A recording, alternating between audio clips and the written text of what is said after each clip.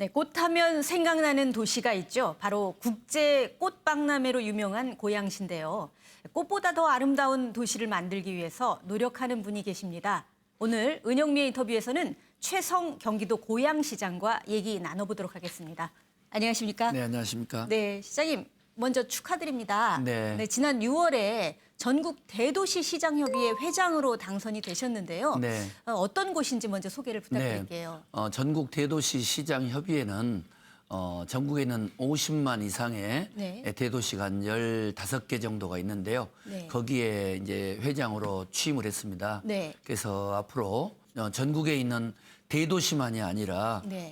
광역자치단체 그리고 기초 시군구하고 연결하는 그래서 네. 명실상부한 네. 이런 지방자치를 이룩하는데 네. 좀 일조할 계획입니다. 그러면 이제 고양시가 어떤 곳인지 좀 자세한 얘기를 나눠보기 위해서 저희가 몇 가지 키워드를 준비를 했습니다. 네. 먼저 첫 번째 키워드를 보시겠습니다. 한류 꽃 피우다. 그냥 꽃만 피우는 줄 알았더니 고양시가 네. 한류의 꽃을 네. 피우는 도시, 네. 한류의 대표 도시로 이제 뜨고 있다는 얘기인데요. 어떻게 돼가고 있는지 좀 얘기를 해주시죠. 이 한류라는 게 단순히 아이돌 스타들의 해외 진출만이 아니라 네. 패션 또 뭐 디자인 또 여러 가지 스포츠 등등을 망라해서 네. 저희들은 신한류라고 해서 네.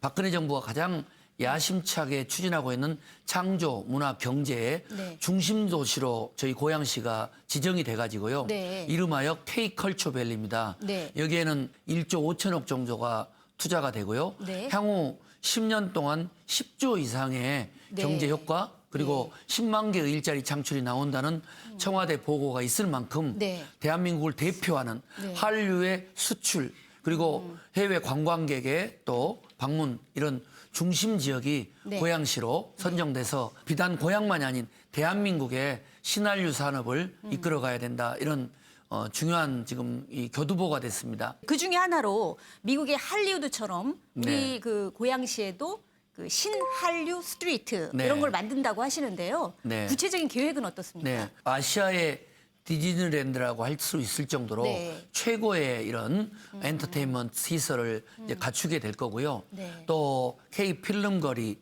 또 K-팝 거리 등등 고양시 전체가 네. 유럽형 거리 축제우 도시가 돼서 네. 고양시가 한류의 스트리트가 돼서 네. 중국 관광객 또는 외국인 관광객이 오면 언제 어디서라도 이런 문화를 즐길 수 있는 그런 도시로 지금 만들어가고 있습니다. 네, 한류 문화의 가장 큰 원동력이 어떻게 보면 방송 산업이잖아요. 네. 근데 이제 그래서 이 방송 산업을 키우기 위해서 대규모 이제 방송 영상 단지도 조성도 계획을 하고 계시다면서요. 네. 이건 어떻게 조성할 그렇습니다. 계획이시죠? 이미 저희 이제 고양시에는 기존에 메이저 방송사들이 대거 들어와 있고 지금 경쟁적으로 또 들어오고 계시고 있고요. 이제 이번 부분들을 좀 더 폭넓게 네. 영상 방송 단지가 조성되고 있기 때문에요. 네. 여기에서 이제 방송 영상 그리고 또 여러 가지 어떤 한류 문화하고 연결되는 이런 사업들이 착실히 진행이 되고 있고 약 5,600억 정도가 투자될 예정입니다.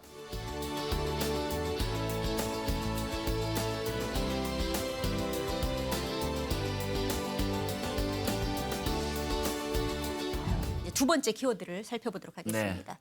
네, 첨단 기술 꽃 피우다인데 최근 고양시에서 이제 굵직한 프로젝트들이 상당히 많이 진행이 되고 있더라고요. 이게 대표적인 게 먼저 경기 북부 테크노밸리의 조성지로 선정이 됐는데 이건 또 어떻게 네. 진행이 되는 겁니까? 경기 북부 테크노밸리는 쉽게 말씀을 드리면 네. 대한민국의 테크노밸리의 가장 성공 사례라고 할 수 있는 판교 테크노밸리가 네. 1년 매출이 약 70조 정도가 됩니다. 예. 그리고 그동안 일자리 창출만 해서 한 5만 5천 개가 됐는데 네. 제2의 판교 테크노밸리가 예. 이 고양시에 유치됐다 이렇게 예. 보시면 될 것 같고요. 통합적으로 고양시에 추진되는 경기 북부 테크노밸리, K컬처밸리 등등을 망라하면 네. 향후 약 4조에서 5조가 투자되고 네. 일자리 창출만 해서 20만여 개의 일자리 창출이 되기 때문에 네. 이제 제 입장에서는 네. 고양시와 경기 북부만이 아니라 네. 수도권 그리고 다가오는 통일 시대를 준비하는 네. 그런 통일한국의 네. 이런 이 허브 역할을 우리 고양시가 네. 해야 된다는 그런 중책을 맡게 된 것이죠. 다음 달엔 그 스마트 시티 분야의 그 세계 최고 박람회가 고양시에서 열릴 예정이라고 들었는데요. 실제로 고양시 곳곳에 이미 첨단 기술을 접목이 돼 있는 곳들이 상당히 많이 있죠. 네, 소개를 그렇습니다. 좀 해주시죠. 스마트 시티는 도시 전체가 네. 뭐 일자리 정보, 또 환경, 교통, 주차, 안전 이런 부분들을 정말 스마트하게 네. 최첨단 IoT 시설 그리고 정보통신 시설을 통해서 최고의 편리한 이런 그 행복 도시를 꾸려간다는 것이고요. 오는 9월에 이제 킨텍스에서 개최될 아시아 스마트 시티 이 이노베이션 서밋 역시 고양시가 조금 전 말씀드렸던 청년들의 네. 이런 주거 환경, 벤처타운을 중심으로 만드는 고양 청년 스마트 타운이 네. 스마트 시티로 조성되고 또 IoT 네. 복합 이런 실증 단지도 고양시에서 한번 대한민국의 스마트 시티를 한번 테스트해보자. 네. 그리고 이것이 잘 성공하면 전국적으로 네. 확산하자. 이런 프로젝트가 네. 잘 진행이 되고 있습니다. 이번에는 이제 세 번째 키워드를 보도록 하겠습니다. 네. 네, 시민들 웃음꽃 피우다. 자, 전국 어디에서도 볼 수 없는 특별한 버스가 고양시에는 있다. 네. 그 버스 이름이 꿈의 버스다라고 하는데 이게 도대체 어떤 버스인 건가요? 꿈의 버스를 만들어서 네.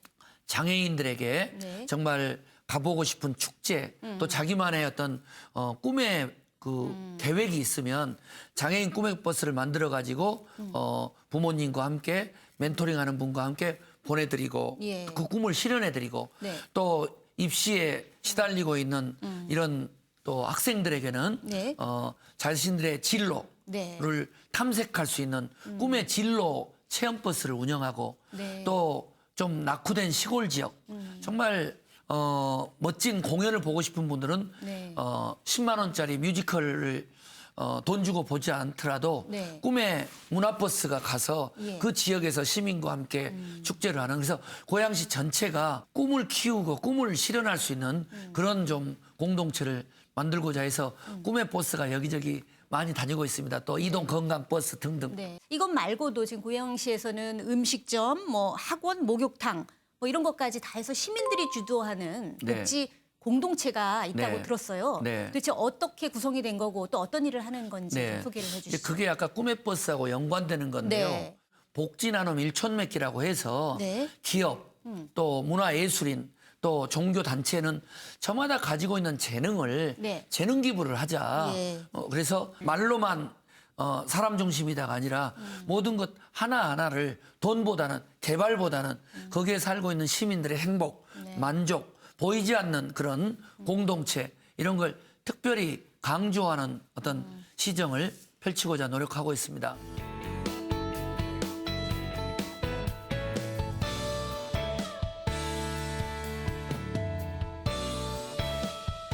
산업이면 산업 그리고 복지면 복지 이렇게 하는 일이 많은데 고양시 부채가 제로라는 얘기를 들었어요. 어떻게 이게 가능한 겁니까? 네, 고양시만이라도 네. 정말 부채가 없는 도시를 만들어보자 해서 허리띠 졸라매고 네. 킨텍스 지원시설 부지 또 예산을 절감해서 무려 6천억 가까운 부채를 갚았습니다. 예. 그래서 인구 50만 이상의 전국 대도시 중에서 네. 지방채 제로 네. 그리고 실질 부채 제로 도시를 저희들이 만들어서 경쟁적으로 네. 다른 지자체들이 우리도 부채를 갚겠다 해서 네. 두세 군데의 도시들이 지방채 제로를 네. 그 뒤에 실현한 걸로 알고 있습니다. 네. 이틀 뒤면 이제 광복절인데, 네. 근데 이제 위안부 피해자 할머니들과 함께 시장님께서 이제 직접 네. 국회에 그 위안부 특별법 네. 청원서를 제출하셨다고 네. 들었어요. 이게 네. 시장님이 이렇게 직접 나서신 이유가 있는 네, 건가요? 그러니까 이제